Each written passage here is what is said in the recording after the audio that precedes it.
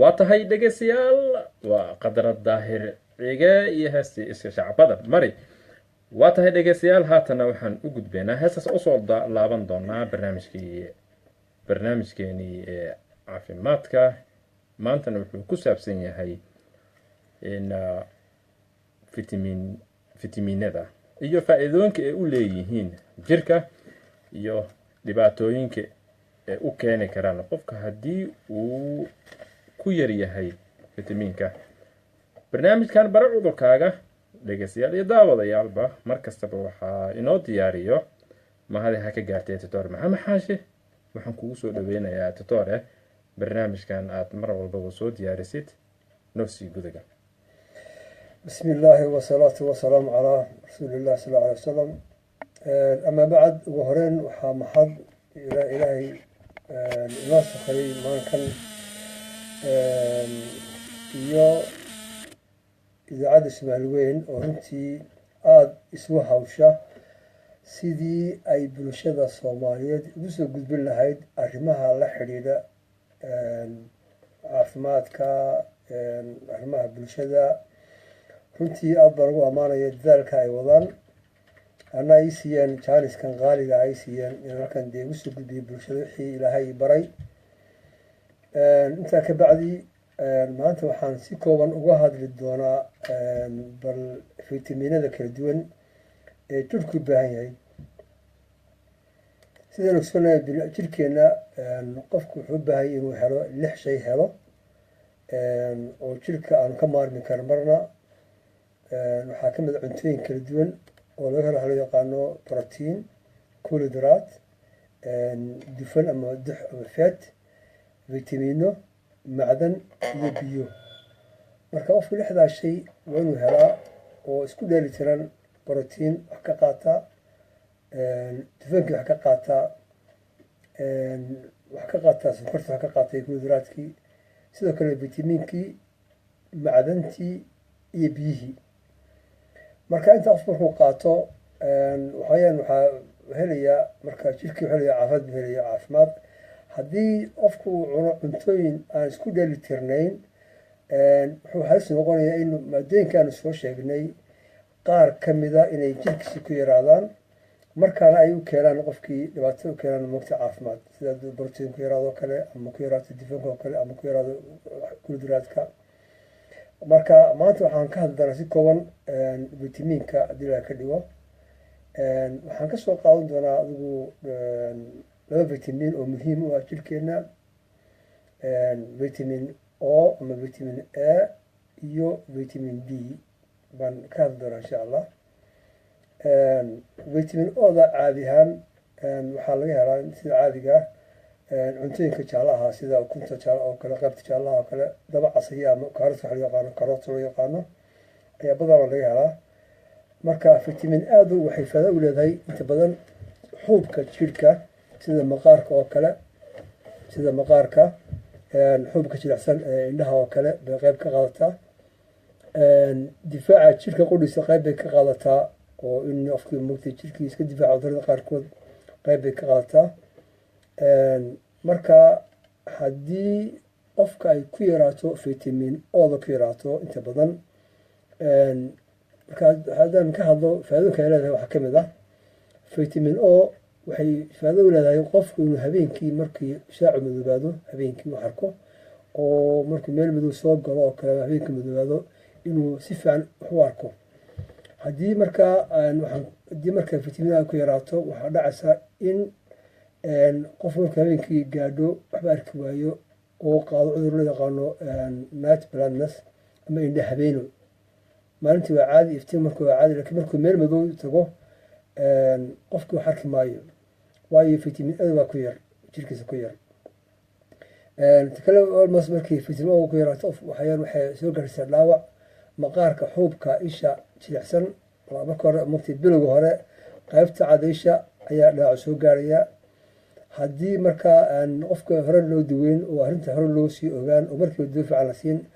dhaawacaasi wuu fidi karaa, wuxuu u gudbi karaa isha qaybta madow buu u gudbi karaa.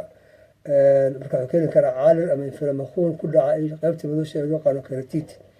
marka dhaawacaasi wuxuu sugudi karaa in keeni kara in meesha xoobka dilaaco xoobkii qalalo almost markaa dhaac soo gaaro qofkan markaa saa ku dhabeelaba marka inta badan waxaa mogtii qofka waxaa la siiya vitamin O la siiyaa almost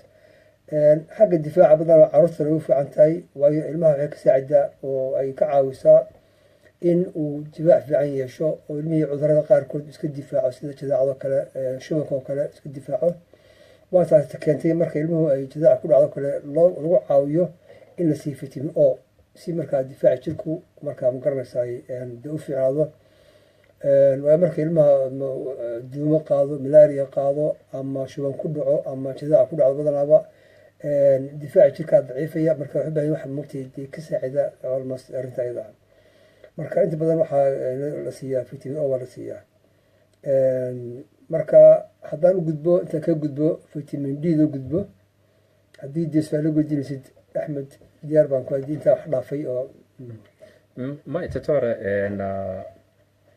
waa noo sii wadi doontaa waxaa xusuusid mudan in dhegeystayaasha na dhegeysanaya ama na daawanayaba in su-aalaha ay soo weydiin karaan tutorka si toosna looga jawaabi karo tutore waxaan rajeynayaa waxaa macquul ah dad aan Sweden joogin in ay na daawanayaan waxaan filayaa vitamin O ina ula jeedid ana xusuusinaan dhegeystayaasha vitamin A ama vitamin A sida Soomaaliga loo yaqaanaba intaadan tutore vitamin D da aadan u galin vitamin A ga qofka inuu ku yar yahay vitamin A deficiency inuu leeyahay sidee lagu dareemi karaa infact weli soo sheegay inta badan waxaa jira xagga aragga oo kale matalba wax u badan markuu qofku matalba habeenkii meel madow galo arigiisu daciifo oo kale wax ugu horeeya laga sheekeeyo waxay Soomaalida dhahan humaansiyo ama indhahabeen moogtii ayaa badan hadii lagu arkaa qofka u dhisa moogtii waxaa dhaawac soo gaari karaa maqaarka iyo wax lamida moogtii xubka jilicsan indhaha oo kale moogtii soo gaari karaa marka kulle inta badan moogtii waxaa lagu gartaa haddii qofku isku arko cilad la xiriira xagga indhaha ama aragga ama almost xubka indhaha kale wax badan laga baaraa waa vitamin A inta badan tutore inta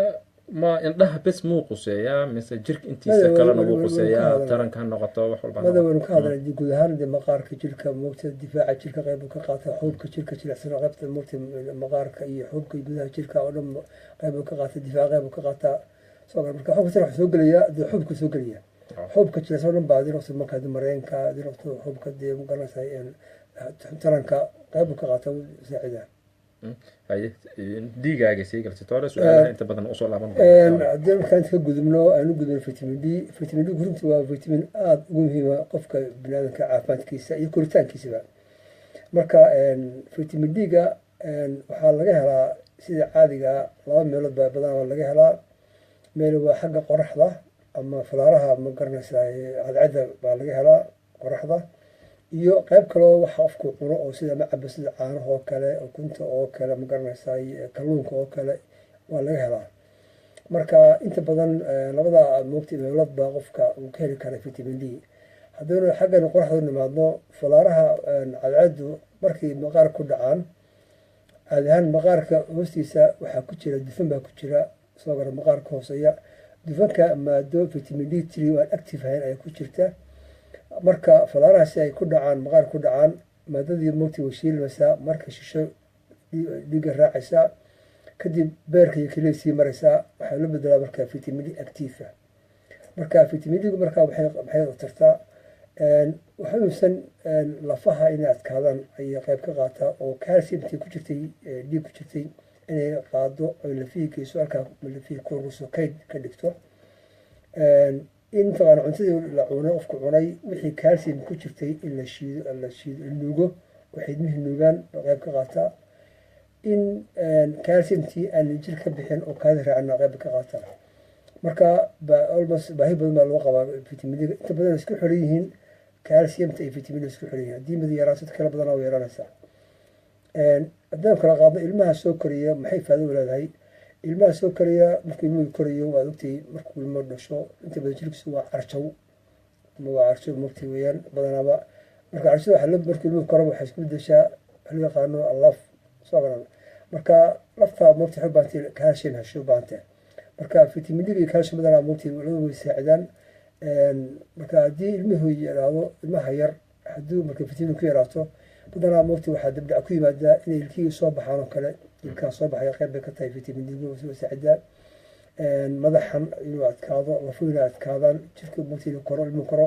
qayb bay ka qaataa marka haddii markaa ilmihii vitamin d-gii waayo waxaa dhacaysa in ilkihii badanaa hore soo bixin baa laga yaabaa ama garanaysaa madaxiian hore marta u adkaan lafihii hore u adkaan ilmuhu mugti waxa loo yaqaano rictis ku dhacaan oo lafaa qalqaloocan uu yeesho ama gudun ama wegdo ama dalbo kale yeesho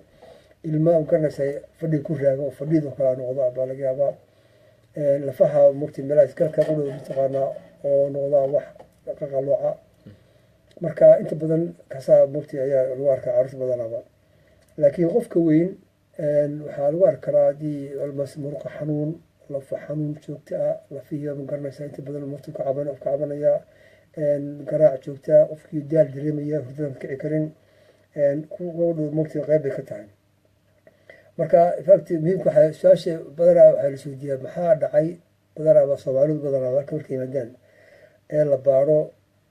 inta badan vitamin d way ku yar tahay maadaama ay ka yimaadeen inuu qorax jirto maxaa ugu wacan arrinta ugu wacan waayo qofkan qorax buu ka yimid qorax habeen maalinba dee taagan buu ka yimid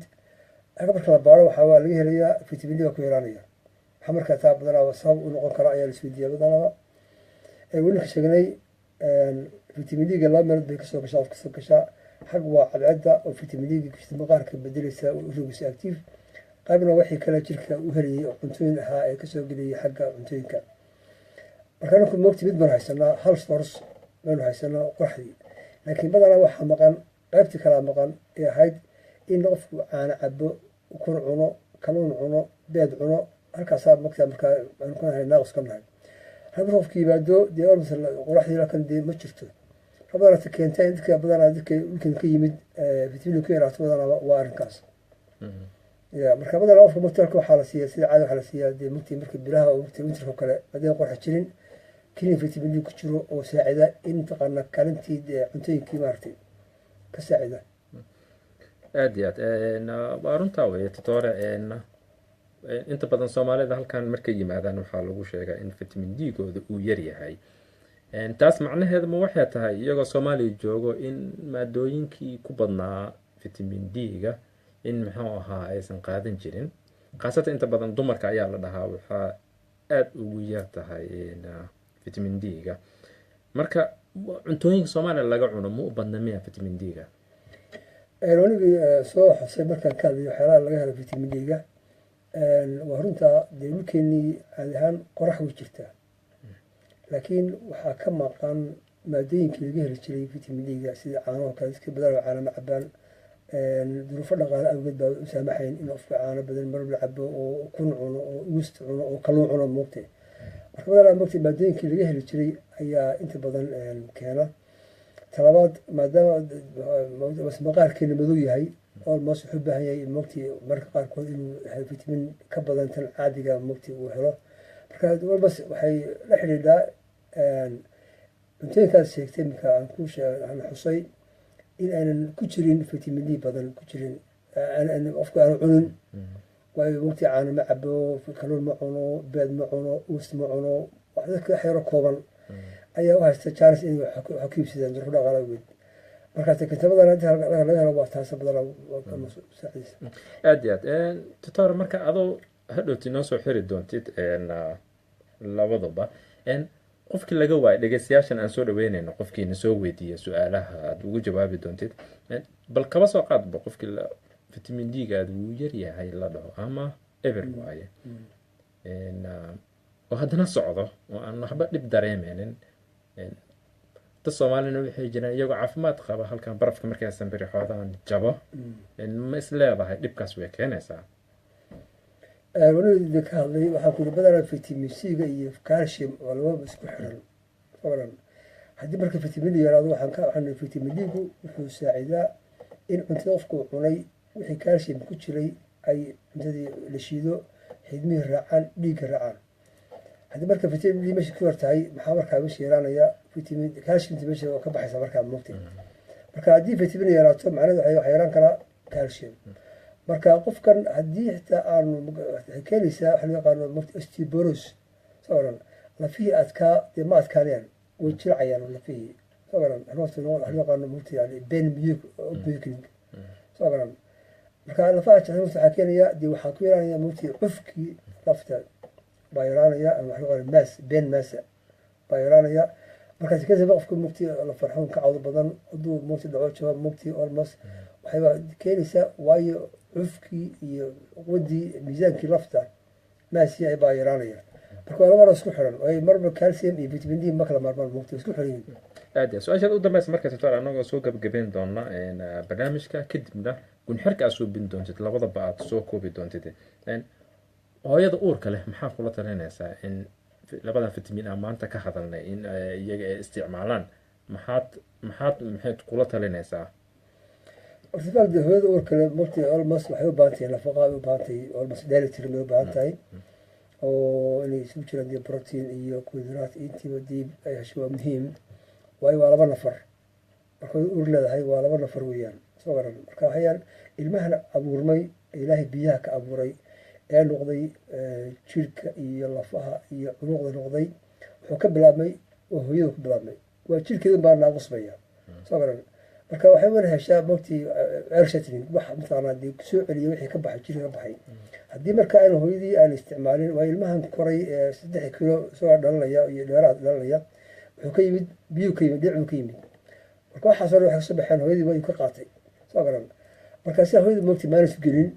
wayna marba mugti qaana ay isku dadeen mugti waxyaalaha dee nafaqada leh isku dheelitiran ay cuntaa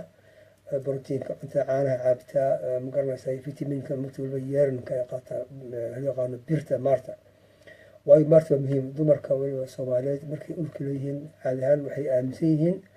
hadda korna waan ka hadlay marar badan waxay aaminsan yihiin haddii ilmuhu haddii nafaqa qaataan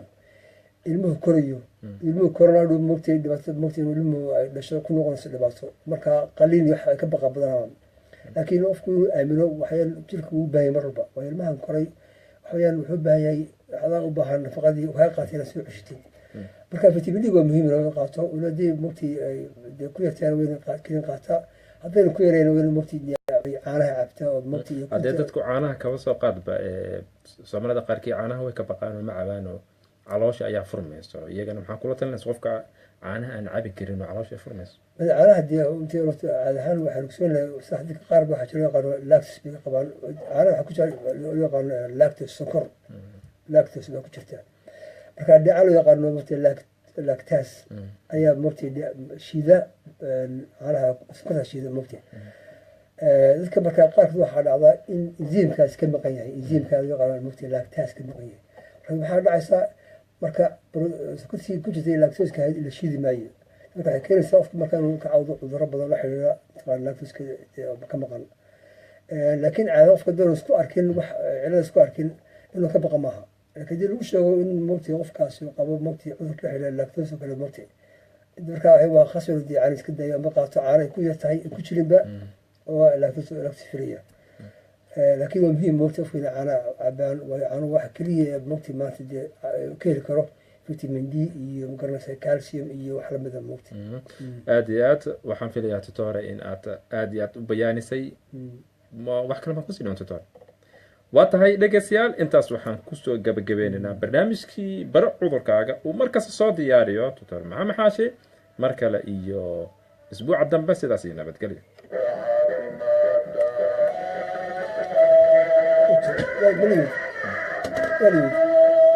Yeah.